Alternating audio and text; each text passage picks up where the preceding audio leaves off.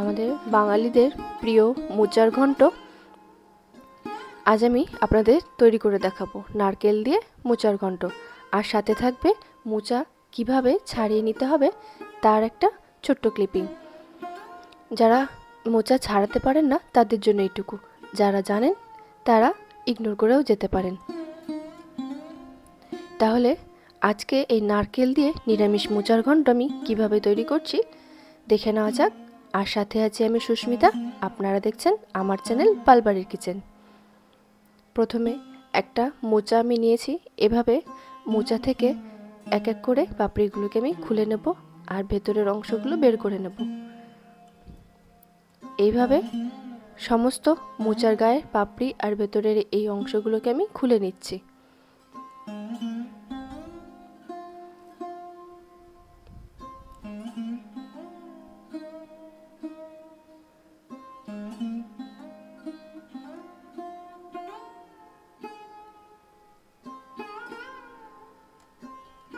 সম্পূর্ণটা এভাবে খুলে নেব, তারপর এটা আমি কিভাবে বাছতে হয় সেটা দেখিয়ে নেব।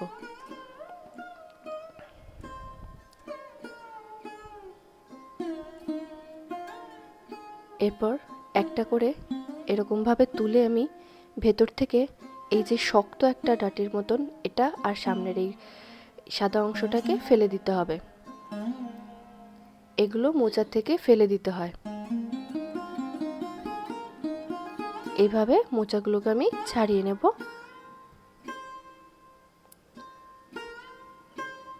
এই একইভাবে সমস্ত মোচা আমি ছাড়িয়ে নেব।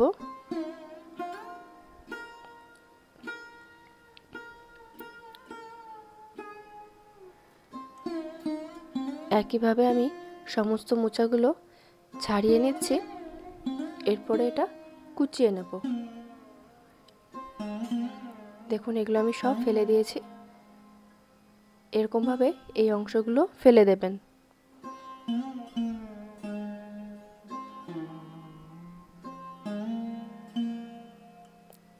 এরপর আমি মোচাগুলো কুচিয়ে নেব।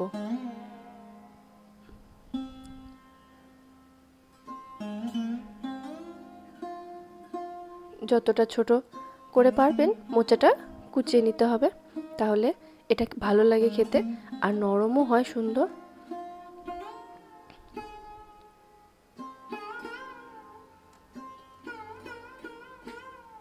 এইভাবে সমস্ত মোচাগুলো আমি কুচিয়ে নেব।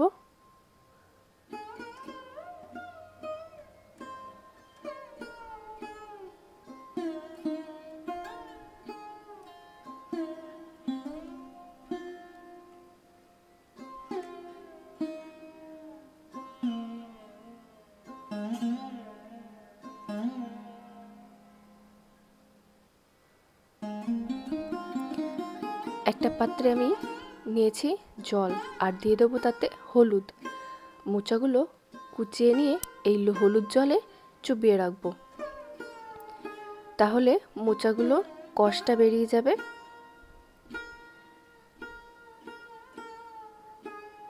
এই হলুদ জলের মধ্যে মোচাগুলোকে ডুবিয়ে রেখে দিচ্ছি।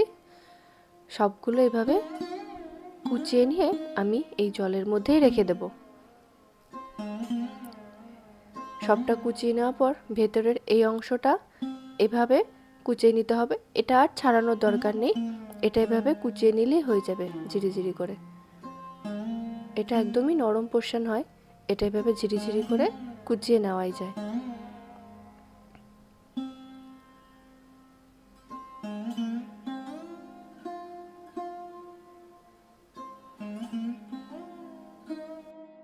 ভালো করে কুচিয়ে নিয়েছি।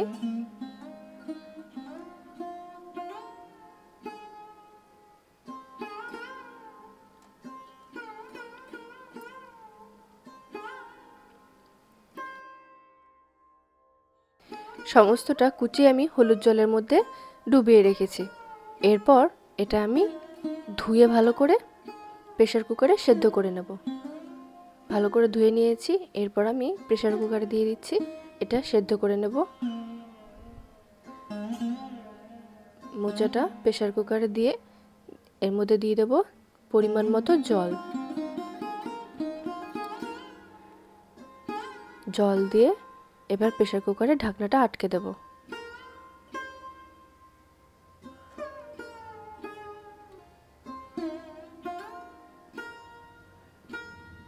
এবার গ্যাসে বসিয়ে দিয়ে আমি এটা মাঝারি আছে 2টো হুইসেল দিয়ে নেব। 2টো হুইসেল আমি এখানে দিয়ে নিয়েছি। এরপর ঠান্ডা হয়ে গেলে ঢাকনাটা খুলে দেখে নেব মোচাগুলো সেদ্ধ হয়েছে কিনা। দেখুন মোচাগুলো সুন্দর সেদ্ধ হয়ে গেছে।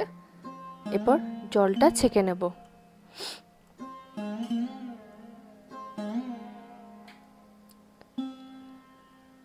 জলটা ছাঁকতে দিয়ে দিয়েছি।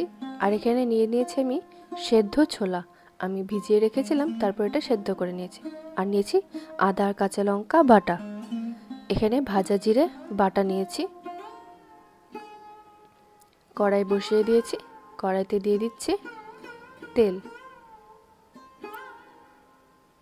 মোচাতে একটু তেলটা বেশি দেবেন, না হলে মোচাটা কিন্তু ড্রাই ড্রাই লাগবে, খেতে ভালো লাগবে না। তেল গরম হয়ে যাওয়ার পর ফোড়নে দিয়ে দিলাম জিরে, তেজপাতা আর শুকনো লঙ্কা। ফোড়নটা একটু নাড়াচাড়া করে নেব। ফোড়ন থেকে গন্ধ বেরিয়ে এলে এর মধ্যে আমি দিয়ে দেবো ছোট ছোট করে কেটে রাখা আলু। আলুটা দিয়ে প্রথমে ভেজে নিতে হবে আলুগুলো লাল লাল করে। আলুটা ভাজার জন্য দিয়ে দিলাম হলুদ আর লবণ। লবণ হলুদ দিয়ে আলুটা ভেজে নিচ্ছি।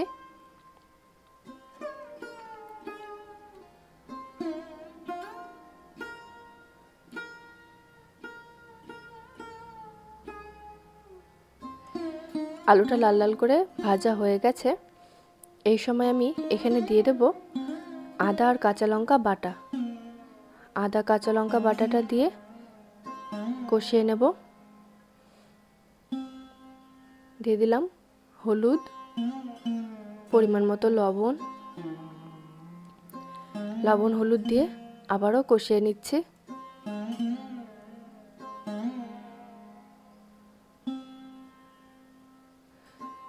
মশলা থেকে তেল ছাড়তে শুরু করে দিয়েছে।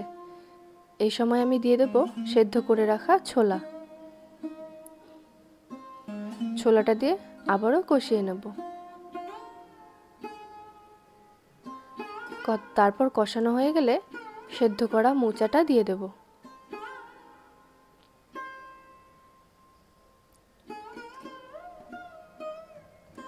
মোচাটা দিয়ে নাড়াচাড়া করে নেব। এবার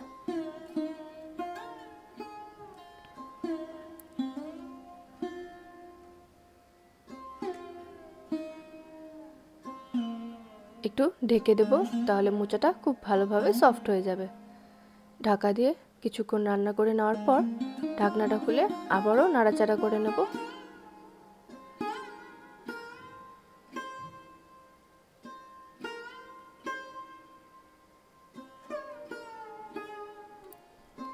আপনারা চাইলে এখানে ছোলার বদলে বাদামও দিতে পারেন, তাহলেও খেতে খুব ভালো লাগবে।